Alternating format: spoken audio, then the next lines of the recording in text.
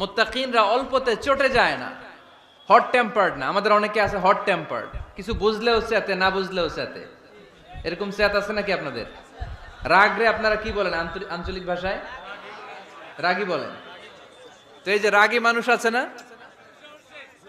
গুসা উঠছে, তো এই যে গুসা যে উঠে, এটা খুবই স্বাভাবিক। গুসাটা ওঠা সবার ওঠে, এটা কি বলেন?